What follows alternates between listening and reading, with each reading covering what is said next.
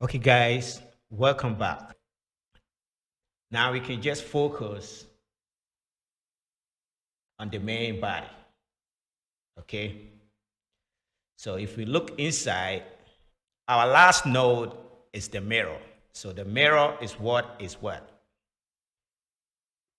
putting it together for us because we learn how to work easy. We just work on one side and we mirror to make it easy for ourselves. All right. So that is what we have for the main body. And we have a grade here. You see, I can turn it off. And inside a grade is just a grade. All right. Let's create a ground plane. So let's go to the coalition and hit the ground plane. Okay. So we have a ground plane created, which also create an auto-dap network. Okay. Auto-dap network that will process our simulation for us. We will go through all of this. Okay. So we can turn our grid off now. So what we have, this is the ground plane. The ground plane is coming from Houdini that allow us to, simulate, rigid bodies and all kind of clothes and all these simulations, right? We can create our own, but this is what Houdini give you for quick service. All right, cool. The DAP network is using our ground plane. So the ground plane comes through the merge. If we're going to have more ground planes, like our static grid will also come in here. So they go through the merge, and then they are all being solved by the static solver. Then if we have more static solvers, they will go through merge, and then through gravity and come down out. Very simple stuff. Okay, but you can see that our ground plane is now where it should be, right? Because the frame of our body is over here. So select the ground plane and move it. So probably like we can have our track in the middle, something like that. Okay, we want our track to move forward, because in most cases, like we will rotate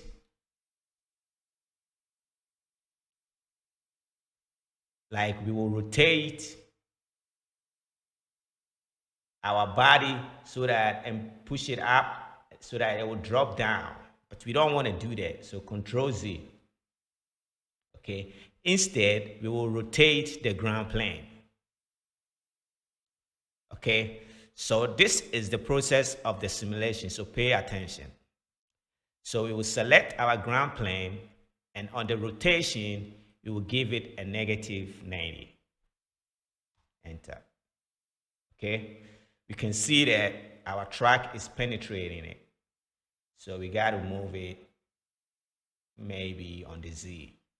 Okay, you can use our ladder if you click here, and we can start dragging it out a little bit. Maybe let's give it like 3.4 and see how far is it from the face. It's still too close to the track, so maybe 4. Okay, our ground plane flip such that our body move forward, it will hit it. That is the goal. The object you are simulating have to hit the static object before the effects happen. So what about our ground? Because then it will fall because it's dealing with gravity. So we need to have our grade be part of it, of our simulation. So if we are able to get the track to move forward, and if anything is coming down, it will fall on our grade. Okay, so how do we do that? We have to select our grid, and in our collision menu at the shelf, make it a static object.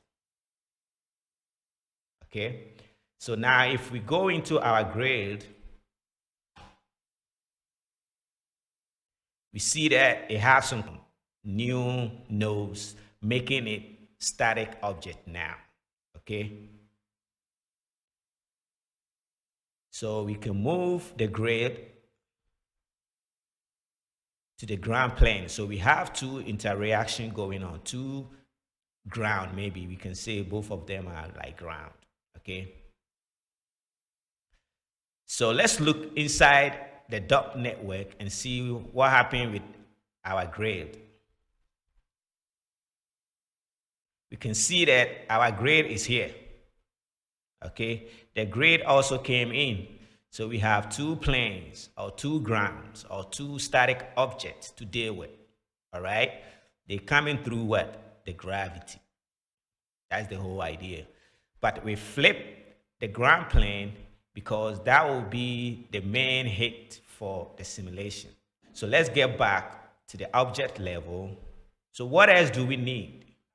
So far, the body does not have anything in it.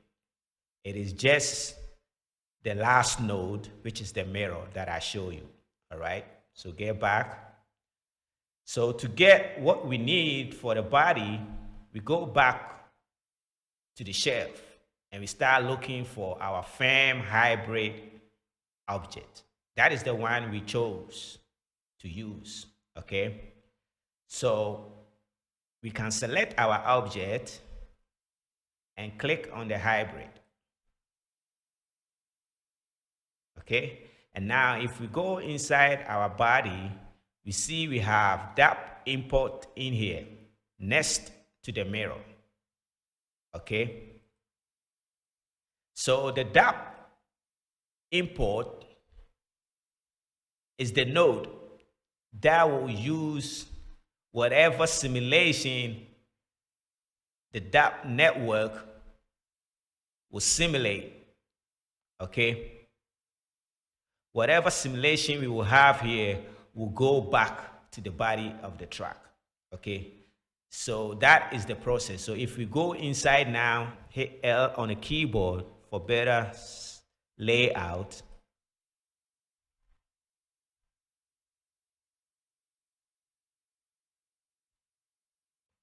This is what we have.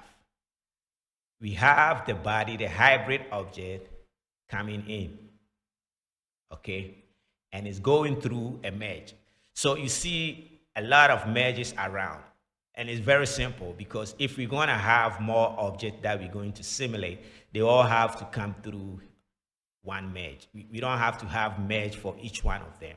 So that's why it gives you a merge in case there's more coming in. All right, so the solver is finite element solver. Okay, that finite element solver, that is what the hybrid object is using.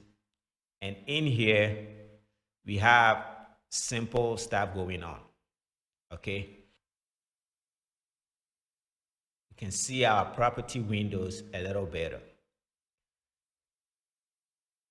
You can leave them as default. And here is where we will probably make one or two changes, because the initial state, how do you want the object to go? You know, we want it to move forward on the z-axis a little bit, okay, and hit the wall of the plane, right, our ground plane. So under the velocity at z, let's give it probably 7. That is kind of like, you know, it will move to hit it. It's kind of like a force, but we won't say it's a force right now. It's just like initial velocity we are giving it.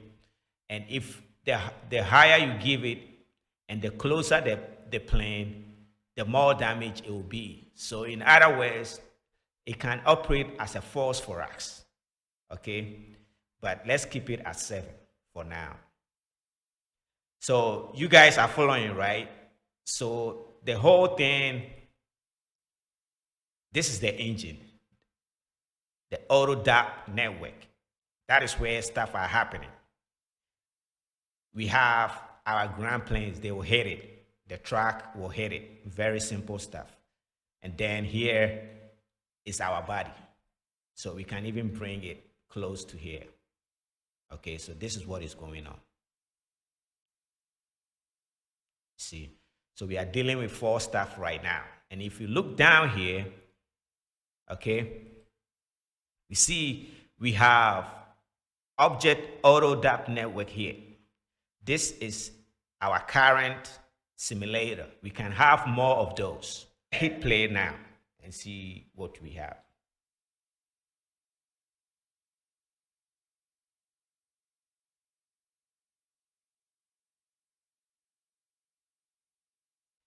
If I press escape on my keyboard, I can end the simulation. Okay? So we have 17. I have to go back to the beginning of the timeline. Okay? So now we can turn off the ground plane and maybe keep just the grid. So let's look in front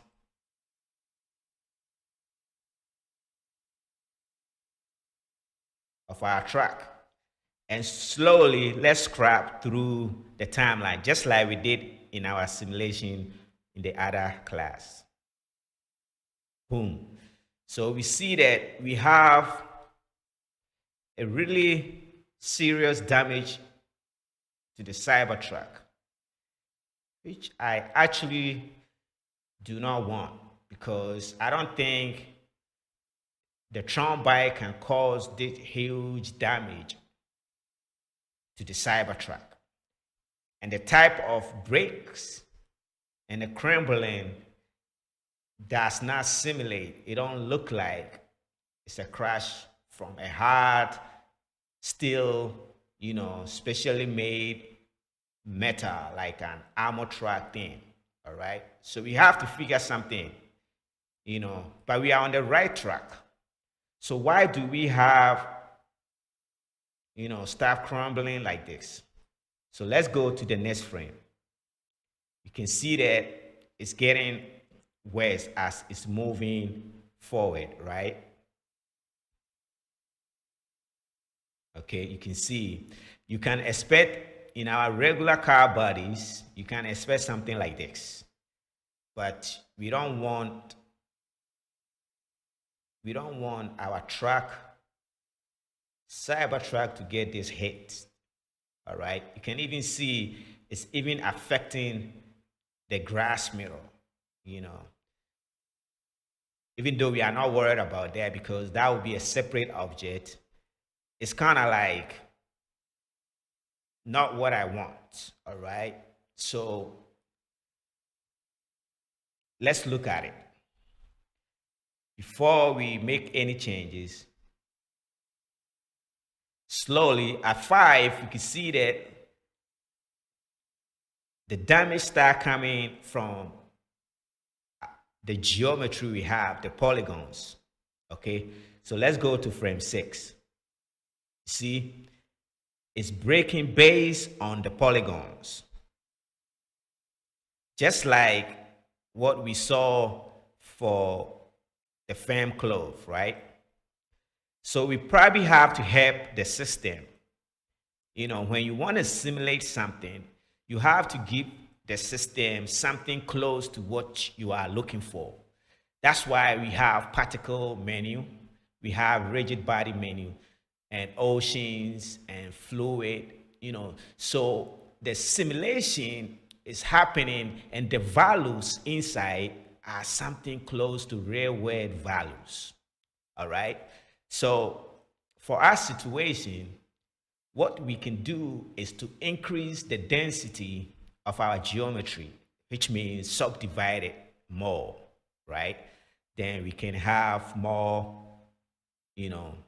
not like crazy crumbling, but then we're going to have wrinkles like the vellum clove, remember?